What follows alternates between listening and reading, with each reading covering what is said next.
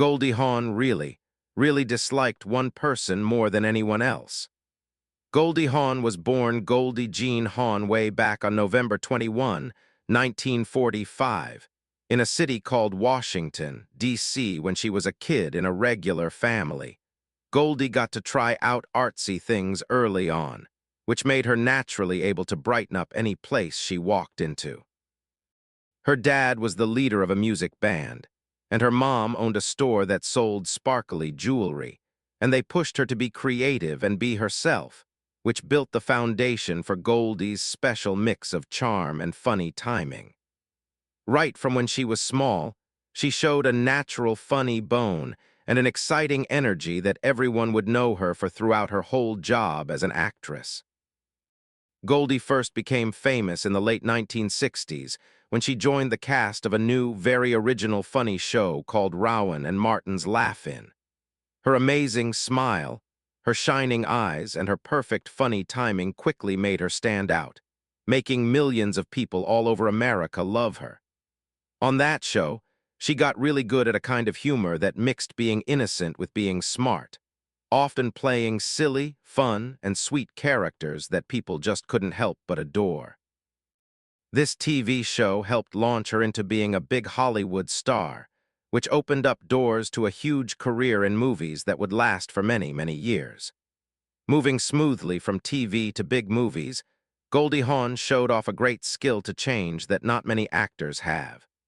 People who watch movies and writers who write about them praised her a lot for how good she was in both funny and serious movie parts, showing she could make people laugh and cry equally well.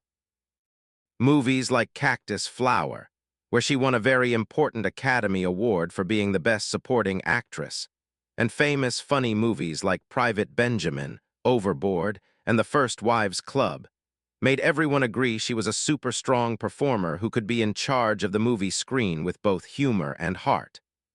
More than her awards and all the good things people said, Goldie's acting made people feel good because she brought realness, warmth, and a feeling of being a human to every job she took on.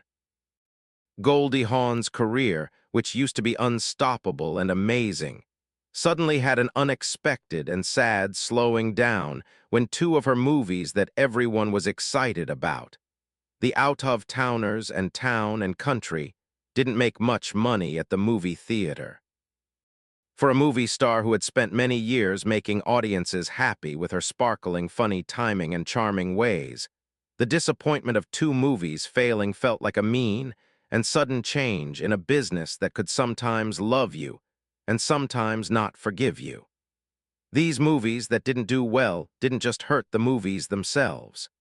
They put a little dark cloud over Goldie's usually bright career path, making her decide to quietly take a step back from the Hollywood spotlight. Her movie from the year 2002, called The Banger Sisters, where she acted next to another big star named Susan Sarandon, ended up being her last time on the big screen for over 15 years. For the fans who had grown up watching her shine in movies, the quiet time that followed felt both surprising and very noticeable, as if a time of light-hearted, bubbly Hollywood magic had suddenly become a little dimmer. Then, in 2017, Goldie Hawn shocked everyone and made all her old fans super happy when she came back like a champion from the break she had taken. After a decade and a half away from movie sets, cameras, and the non-stop speed of Hollywood, she returned with lots of energy and humor to be the star of an action comedy called Snatched. Playing the part of Amy Schumer's worried mother, Goldie easily fell back into the rhythm of telling funny stories, reminding everyone exactly why they had loved her for so long. Her comeback was more than just another movie coming out. It was a time to celebrate, a reminder that even after years of being quiet and hiding away, real stars never lose their special sparkle. Besides all the great things she did for her job, Goldie Hawn has also been admired for a long time for her charity work and her dedication to helping people in need. She helped start the Hawn Foundation, which is an organization that works hard to teach kids about calming their minds and feeling good, stressing how important it is to be smart about your feelings and think about mental health. Because of her work, she has encouraged many people to think about being kind, growing as a person, and being tough, making her impact much bigger than just the movie world. Goldie Hawn's love life has been one of Hollywood's most interesting stories for a long time, full of strong feelings, some sad times, being tough, and finally, a love that lasts. Throughout her life, Goldie has had a number of relationships that not only shaped her own journey, but also influenced the woman and artist the world has grown to love. Her timeline of boyfriends and husbands reads almost like a movie. A script full of bright, happy moments, sad, dark moments, surprising turns, and an ending that feels almost like a fairy tale. Her first big story started in May 1969 when she got married to a dancer who became a director named Gus Trichonis in a small, private party in Honolulu, Hawaii. At that time, Goldie was a star on the rise who was bursting with energy and excitement about what the future held. Trichonis, who was a talented performer, seemed like a perfect match, another artist who understood the way her creative life worked. But even though they had a great start, the marriage slowly started to fall apart. By April 1973, the couple had quietly moved apart, and even though they tried to stay friends, it was clear their lives were going in different ways. Their divorce became official in 1975, ending the first big chapter of her love life. After separating from Trichonis, Goldie found herself pulled into a lot of new dates. She dated a bunch of different guys, including a stuntman named Ted Grossman, a Swedish singer and actor named Bruno Wintzell, and the very charming Italian star Franco Nero. Each relationship showed a different time in her life, a time of trying new things, learning about her feelings, and understanding what she truly wanted in a boyfriend. Eventually, she got engaged to a musician named Bill Hudson from the popular Hudson Brothers Band. They got married in July 1976, and their relationship quickly grew into a beautiful family.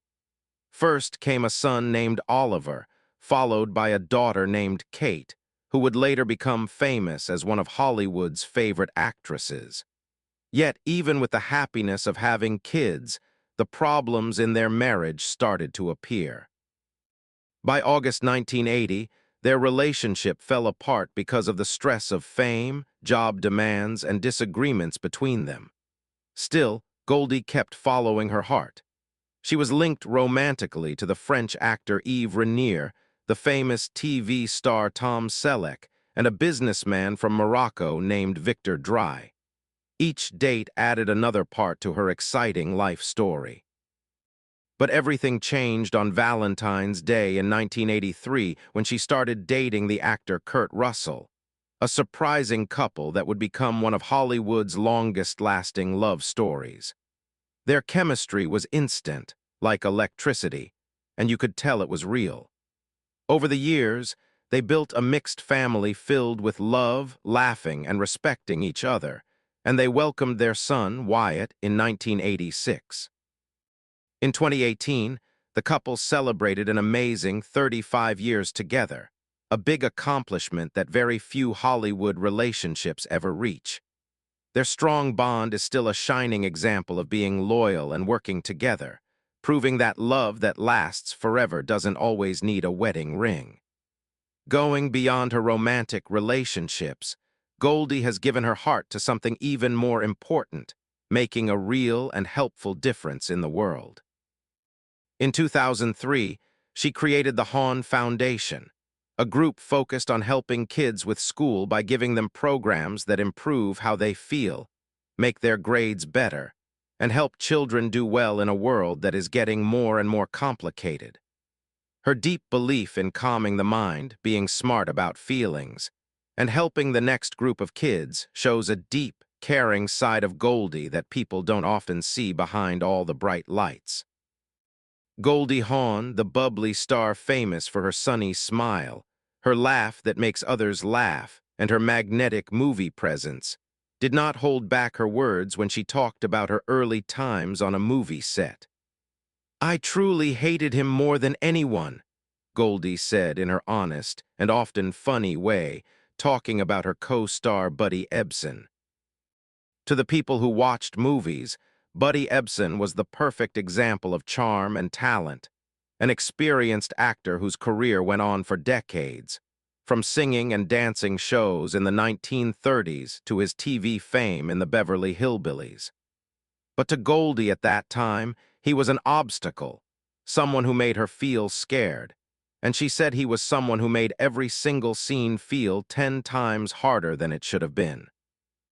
This honest talk might surprise people who know Goldie for her usual warmth. Known for her parts in funny and romantic movies, her reputation was all about lightness and playful mischief. Yet, the secret reality behind the scenes while filming the one and only genuine original Family Band in 1968 told a very different story. Goldie, who was then a young and not very experienced actress making her very first movie appearance, found herself dealing with not just the tough demands of a big studio movie, but also the huge presence of Buddy Ebsen. She said he was too bossy, very loud and impossibly demanding, qualities that in the eyes of someone new turned even simple scenes into scary, high-pressure performances. "I was just a kid, really," Goldie remembered. "And he made it feel like every sentence I said was a test I was failing." It is super important to understand how Goldie's career was going at this time. Before this movie, she had become a famous star on the TV show Rowan and Martin's Laugh-In, where her funny timing, silly physical moves, and expressive face had made her a household name almost overnight. Moving from TV to movies, however, was not easy. On Laugh-In, she was in charge of herself, in a way. Her funny skits allowed her to try things out and play around freely.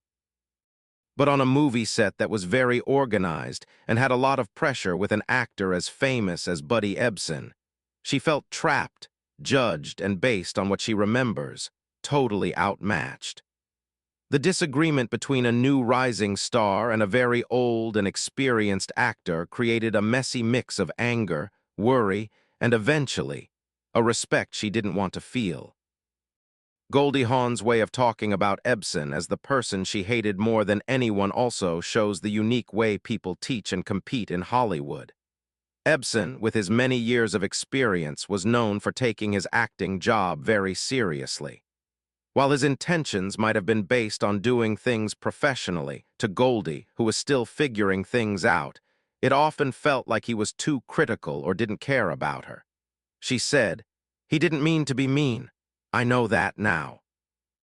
But at the time, every unhappy look, every time he corrected me, it felt personal. It felt like he was trying to make me miserable." In a way, this early fight shows a theme that happens often in Hollywood. The tension between people in charge and new talent coming up, the clash that can push a young performer to get better even while it scares and upsets them. Despite these hard times, the one and only genuine original Family Band was a very important turning point in Goldie's career.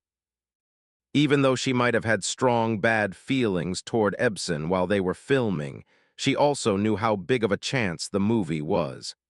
"I hated him, yes," she admitted, "but the experience taught me more than any acting class ever could. I learned to stand up for myself, to survive, and finally to shine." Goldie's first movie appearance in this funny cowboy movie was, looking back, like being thrown into a fire to test her. A situation that tested her courage, made her instincts better, and got her ready for the many famous roles that would come later in the 1970s, from Cactus Flower to Shampoo. In the bigger picture of her life and career, Goldie's honest talk about Buddy Ebsen is a reminder of the human side of Hollywood, the worries, the fights, and the personal struggles hidden behind the fancy looks. She has always been very open about her feelings, never being afraid to say when someone or something challenged her deeply. He was more than just a co-star, she thought back years later. He was a mirror showing me exactly how much I wanted this and how much I was ready to fight for it. While her words might sound like she was angry, they also capture a truth about getting better as an artist. Often it is our most difficult interactions, the people we think we cannot stand, who end up shaping our life path in the biggest and most important ways. Goldie Hawn's relationship with Buddy Ebsen, as she told the story, was not one of being friends or buddies. It was a complicated, stress-filled experience that left a lasting mark on her young mind.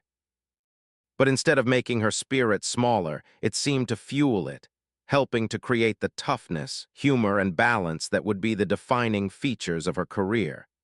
Even many years later, she could laugh about it, recognizing the mix of fear, frustration, and respect that marked those early days. "I hated him more than anyone," she repeated with a small, knowing smile. "And yet somehow I learned to survive and even love this crazy business because of him." By the time she became an Oscar-winning actress and one of the most loved people in American movies, Goldie could look back on that first uneasy encounter with Buddy Ebsen, not with sadness, but with thankfulness.